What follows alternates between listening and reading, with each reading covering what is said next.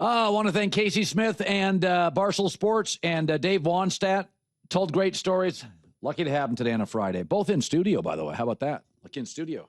Yes. It'd be nice if J-Mac made an in-studio appearance. I guess he's busy getting that, that volleyball swole on. All right, listen, Thanksgiving is right around the corner. So this is next week is the last, pre-Thanksgiving week. And this is kind of the time where football feels different. Run games take over. Weather gets a little choppy. So football gets very interesting. We call it Tomorrow's Headlines Today. J-Max got 5 big ones. Commanders and the Dolphins. Isn't that one overseas or something? Yeah, I think I took the bait, Colin. This season, I've been doing a lot of early week betting, and it hasn't been profitable until lately because you start to see what happened last week with the Dolphins, and you see what happened with Washington, and this feels like a slam dunk. The headline for Commanders Dolphins from Madrid will be Tua Tagovailoa. Madrid menu features bite-sized starters. Give me the Dolphins here. My biggest bet of the week. I'm ready to get my teeth kicked in. But, Colin, one of the cool things, I talk about ChatGPT sometimes. I'm telling you, you can learn quickly about the Dan Quinn schemes. Historically, he has struggled slowing down the Miami Dolphins and McDaniels offenses. What he does, he plays the single high safety. And the problem in Washington, Colin, they're very slow at linebacker because, as you've noted, they're an old team. Oh, oldest. What does McDaniels do? McDaniels puts stress on the edges with the speed and the motion. And I'm telling you, this is good. This is lining up for a big Devin Achane game. He's having quietly a monster season. He is. His speed, if you try to match up Bobby Wagner with him on these screen passes, Wagner's had a great career, but he's 35 years old. And you saw Detroit's speed just mess up Washington last week. Also, Payne, the best defensive player Washington has, suspended for throwing that punch in the Lions game, Colin. I see nothing here for Washington that improves. And I alluded to it earlier. Both these teams go on their bye week after Spain. If you're Washington and you know the season's cooked, you got smashed 4 games in a row, do you basically have huge plans in Europe this week and you just stay over there? There's no reason to rush back. The Miami fans want to come back to South Beach.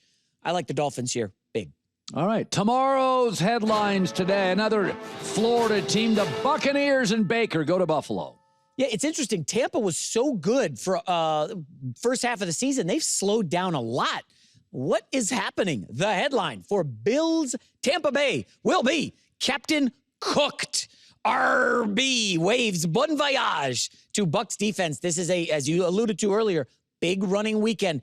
Horrible weather. They're calling 30 to 40 mile an hour gusts of wind plus rain and snow.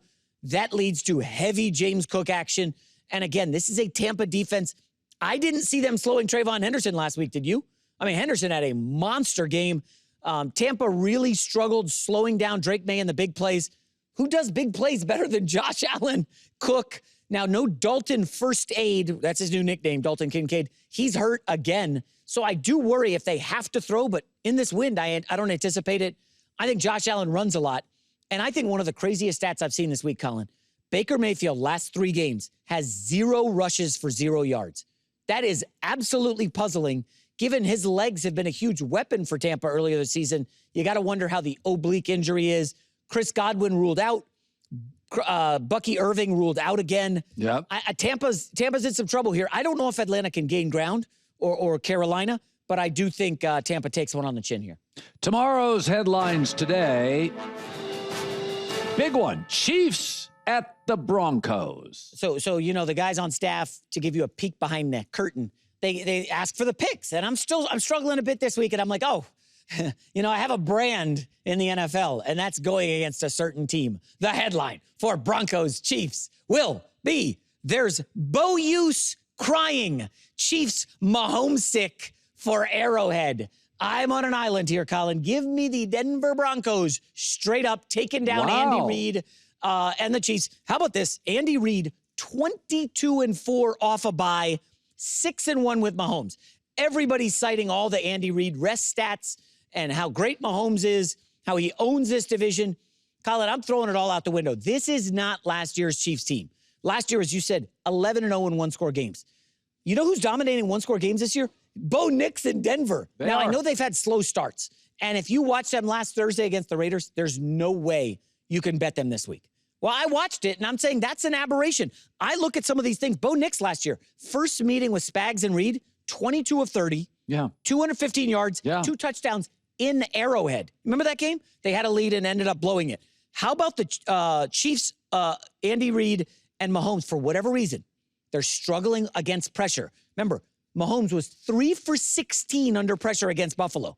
And that's with Rice and Worthy. I don't want to hear any excuses. What does Denver do, Colin? Pressure. Number 7 in blitz percentage, top 3 in pressures. They're going to get after Mahomes. Can he make the plays? I know we love Mahomes. He's a Hall of Famer, all that. But I just want to know this year, why is Patrick Mahomes struggling under pressure? I haven't heard the media talking about it because they love him. But why is it not there? What's going on? Well, I don't think they have a consistent run game. Yep. Sometimes they're a little behind the sticks. I feel like they're in more 3rd and 6s, not 3rd and 2s, and I think it's harder to throw. And I think it's a convergence of things. With no run game, I don't care who the quarterback is.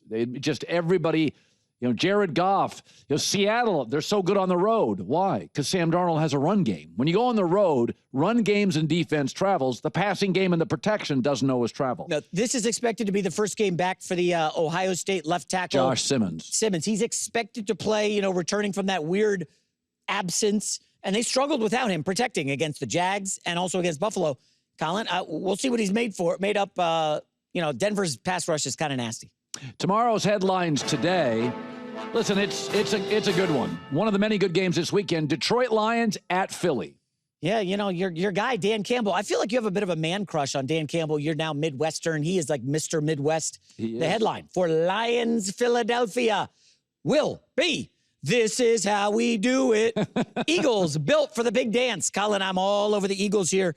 The Sam Laporta news that you revealed, kind of shocking. I didn't know this. He's not practicing again today, according to Dan Campbell. That is a massive loss. Sewell's, nobody knows what they're getting with Penei Sewell. I don't know, man. I know that the book on Goff used to be take him outdoors. He's not as great as he is indoors, right? Up the middle pressure. Jalen Carter, one of the best defensive tackles in the league. A lot of stuff lines up here for the Eagles to push around the Lions in the trenches. I do wonder, though, primetime game Monday, that was a big one against the Packers. And now you got to turn around and play another primetime game this Sunday night against a good Lions team. Lions, of course, went East Coast, then go back to the Midwest, now back to the East Coast after the Washington game. I don't know, Colin. I like the Eagles here. Not a lot, because their offense is just kind of in the slop. Terrion Arnold looks like he's going to miss. Their safety, Kirby Joseph, is go either way. This could be, as long as they don't force feed A.J. Brown, I think they're fine. But get him the ball, right? Would you agree? Devontae Smith is good. Goddard's good. A.J. Brown's a game changer. Finally, tomorrow's headlines today. Cowboys at the Raiders. I'm surprised you picked this game. I didn't have any interest in this one. Why? I mean, there aren't many layups on the board this late in the season, right? Vegas, the margins are thin. Betting NFL is hard. I don't see how this one's even close. The headline for Raiders Cowboys Monday will be Vegas strip poker. Naked bootlegs fleece the Raiders. I mean, why would anybody back the Raiders in any capacity at all? I mean, Geno Smith feels like a dead man walking. I know they, had a max effort against Denver to get the cover, but they couldn't do anything in that game. The scripted drive, and then it was literally nothing the rest of the way. Colin, this team has messed around with like the Tennessee Titans. They look bad against the Bears. You show me what data there is that says the Raiders keep these even close. Geno Smith is a total pumpkin when it comes to primetime games. 1-5 straight up when the lights are bright. 1-5 against the spread. Like, Colin, he's just not a big-time quarterback. The concern, obviously, with Dallas, they had the very difficult loss of the defensive lineman, his passing. And you wonder how a team responds. Everything I've heard out of the locker room is, hey, we're doing it for him. They love this guy. It feels to me like, a galvanizing moment for the team.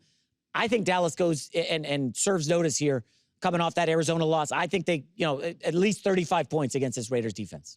All right, good stuff. Also, the big game, and it's a Fox game, Seattle travels to Los Angeles. I do like Seattle. Mike McDonald took over for Pete Carroll, instantly made an impact. Now in year 2, the defense is hyper-aggressive. They rotate in a lot of pass rushers and a lot of guys. They've drafted well. Here's Dave Wannstedt, what he sees with kind of a Sean McVay on defense in Mike McDonald. before he got that Seattle job. When he was at Baltimore as the coordinator, they were first, second, or third every year that he was there in defense. So he obviously had a foundation for what he wanted to do. I really appreciate what he's done, and you can do it a lot of different ways. You might get somebody up here that's a blitz maniac, and he's going to see it completely different. You can win Super Bowls doing it a lot of different ways. Yeah, McDonald is special, and I still contend this league is built through the draft because increasingly you have to pay quarterbacks, even B quarterbacks. You got to pay them $40 million a year. And so that means, how do you defer costs? You can't do like baseball does with Ohtani's contract and the Dodgers. You have to hit on draft picks. Well, Seattle just doesn't miss on a lot of them. So when you can hit on draft picks and they're highly productive their first, second, third years, and you're not paying them, even first-round guys, you're not paying them big money. And that's what Seattle's done. They have just, they let go of DK Metcalf and Tyler Lockett. And I think kind of the universal belief was, there is JSN a one, maybe the best one. Then they go get a kid out of Colorado State, and then they go grab Cooper Kupp at a valuation that's pretty cheap, and then they go make a deal for Rashid Shaheed. And Darnold's a big one. My take was Seattle was going to be a playoff team this year. I had him as a wild card team, and one of the things I said is, Darnold is so much more athletic than Geno Smith. You got a second year with Mike McDonald, and John Snyder just doesn't miss on his draft picks. So, certain times in the NFL, it's not that complicated. Just turn the sound down and watch. And just Seattle is fast everywhere. A wide receiver, edge rusher, corners, safety, linebacker. Seattle just runs.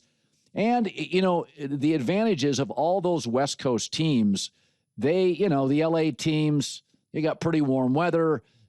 San Francisco's kind of mild weather. Seattle gets pretty salty late October on. So they're going to be, there's going to be these opportunities. Seattle's been such a great road team, but they got a home field advantage, one of the louder stadiums. It gets really wet, damp, cold, and windy. I think one of the reasons they're such a good road team is a couple of things travel. Your defense and your run games travel.